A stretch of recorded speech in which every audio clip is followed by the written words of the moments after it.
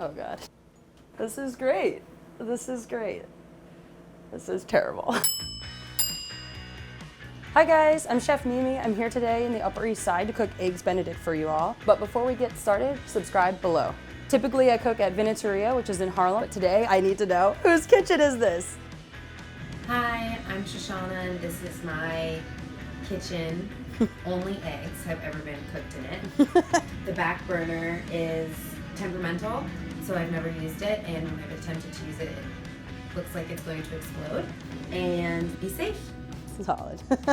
My first reaction upon opening the door was, his apartment is tiny. But in the same sense, I also knew in the back of my mind that it's all right because everything's workable. All right, well, you got water and alcohol. Good. It's small, but I knew we would be okay. First, I'm gonna make the biscuit dough. I see first thing here that we have a mason jar, which oh so perfectly has measurements on it, 1/4 of a cup of every flour. So I like to consider myself what I call a backyard baker. I like to do a little bit of this and a little bit of that. Having a mason jar to measure was not very precise, but it also just gave me kind of in the general direction of like, cool, this is about what I need. Baking powder. It's 1 teaspoon, so I'm just gonna know in the palm of my hand. Baking soda. The reason we have both is it's gonna help biscuits really kind of rise up. Salt's for 1/2 teaspoon. We got our sugar now. Butter, we're gonna use about 2.5 tablespoons. You always wanna make sure that your butter is very cold. You don't want it to melt. Your hands are perfectly fine to be your mixer. I had an ex-girlfriend who loved breakfast, so because of that, I've made biscuits probably over the course of 3 years, like 50 to 70 times. We're well on our way to making really great biscuits this morning. When I grip it, it's already starting to come together and I haven't even added any wet ingredients. Heavy cream, and I've got 1 egg. Whisk this together, mix a little in at a time. Now I'm just kneading the dough together. It's already at a consistency that I'm not gonna use any more of the liquid for fear that it's gonna make my batter too runny. We're gonna set it in the fridge and let it rest. So you're probably wondering why I'm sitting on the floor. Well, this is the best possible workspace that we have. I can't say that I've ever worked on the floor in my 15-year career, but there is a first time for everything. Well, our floor is pretty clean. And I'm gonna casually dry our floor off here. Got some paper bags that I've just cut up quickly. We're all taped down. I found this bottle of tequila, and since we don't have a rolling pin, I'm gonna wrap it in some plastic just to keep it clean.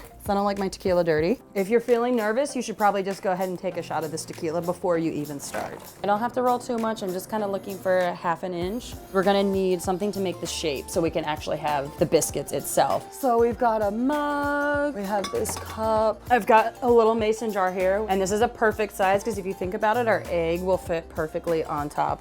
With your extra dough, you can ball it up and do the same thing again. Kind of an ugly biscuit, and there we go. It's actually a great work surface down here. So next I'm gonna take the biscuits and I'm gonna place them on our toaster oven. Can't say I've ever used one of these before, but okay, yep, don't know what I'm doing. No, yes.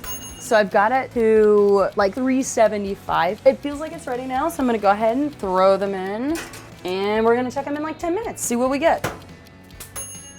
My biscuits are all done. I've got 2 sponges here, which is gonna be perfect actually to take them out. 2 dry sponges, not wet. Careful when you do this. I'm looking at the biscuits and I'm really happy with them. They smell delicious. They're perfect. Next, we're gonna make the hollandaise sauce. I'm gonna need egg yolks and we're gonna need butter. And then the other things I'm gonna look for are an acid. Lemon juice is perfect and also some peppercorn. A little bit of butter. I'm gonna microwave it at probably 30 seconds.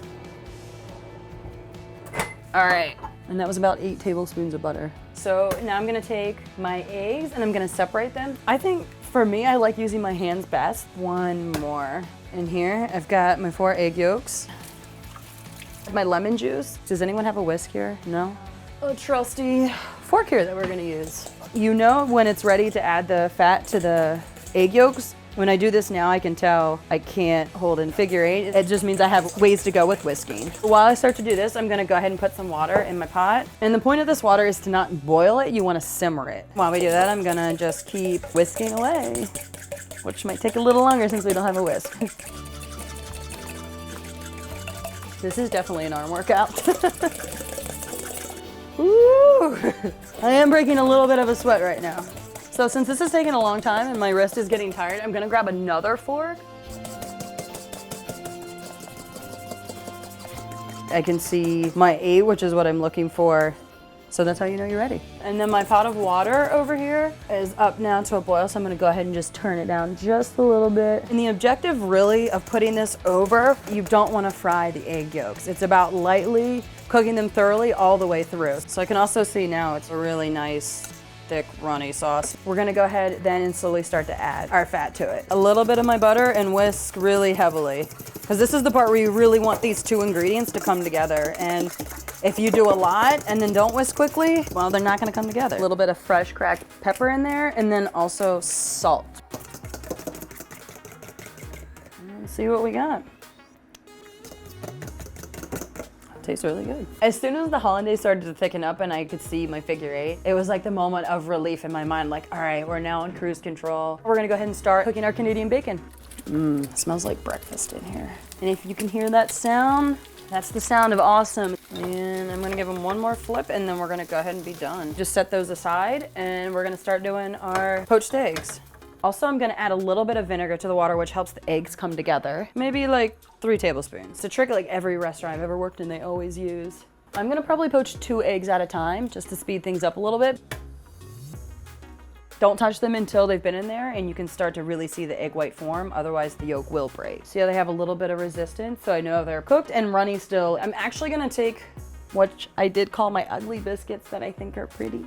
I'm gonna use my ugly biscuits for this. And then I'm gonna gently take my poached eggs again. So we're just gonna do a little bit of freshly cracked pepper on top. And that's it. I can't believe I pulled that off. The most frustrating part about this process was whisking the hollandaise sauce with no whisk. A little more muscle than I thought, but I feel good about that. It's a really good Eggs Benedict, if I do say so myself. Being a backyard baker in the end, it helped me out. Thank you so much for watching today, guys. Click here to subscribe or click here to watch more.